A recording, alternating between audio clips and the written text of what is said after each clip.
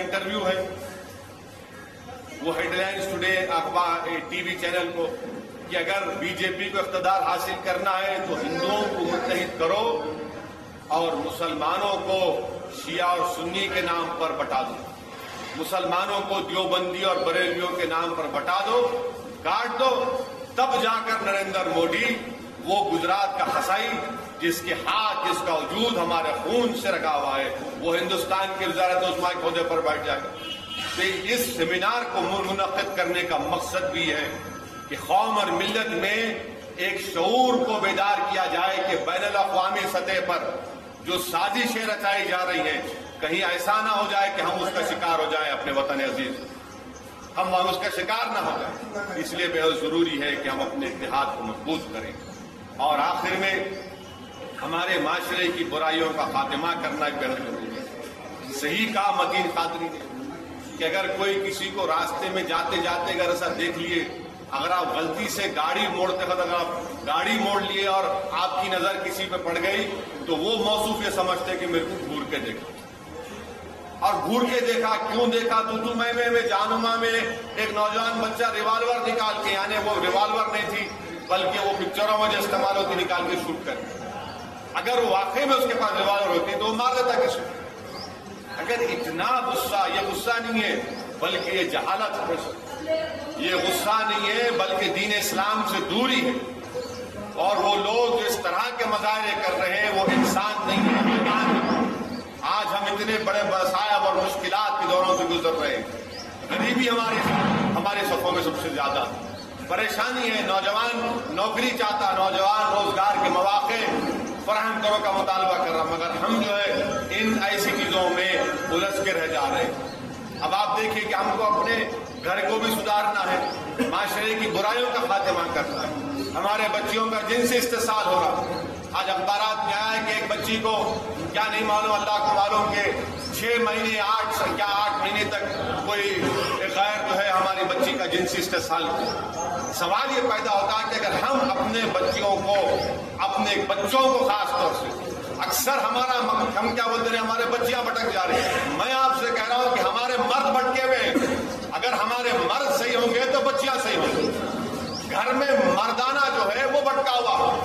وہ ہماری عورتوں کو بولیں گے کہ تم پردہ کرو، تم غیر کے سامنے نہیں جانا، مگر ہمارے مرد کیا کرتے، برابر غیر مردوں کو دیکھیں گے، برابر عورت کے اوپر مذاق کریں گے اور اس کے فلاں اس کے بارے میں بات کریں گے۔ اگر ایک گھر کا مرد میں اس کی آنکھیں غیر محرم کو دیکھیں تو نیچے نہیں جاتی، تو یقیناً یہی تمام چیزیں ہونے والی، یہی تباہی اور بربادی ہونے والی، اور وہ تو انسان نہیں ہے۔ آج ہندوستان میں عورت کو عورت کی طرح نہیں دیکھا جاتا، ایک کموڈٹی کے طور پر دیکھا جاتا۔ اسی لیے ہم دیکھتے ہیں کہ آئے دن ہمارے ملک میں اور روز کوئی دن نہیں جاتا جہاں پر عورتوں کی عصمت ریزی نہیں ہوتی۔ ہمارا ملک کا کیپٹل دلی ہے، دارالحکومت ہے، مگر وہ عصمت ریزی کا بھی دارالحکومت بن گیا۔ ہر 5 منٹ کو وہاں پر عورت کی عصمت ریزی پر حملہ ہو۔ اب جا کر ہم شروع سے بول رہے،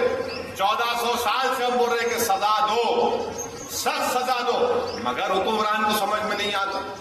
اب جا کے پھانسی، اور پھانسی بھی ایسی دینا ان ظالموں کو جو وہاں پر اس بچی کا، ریاست نگر کی بچی کا جنسی استحصال کیا، ارے چورستے پہ لا کر کھڑا کر کے پھانسی دو، تاکہ لوگوں کو معلوم ہو کہ جو عورتوں پر ظلم کرے گا اس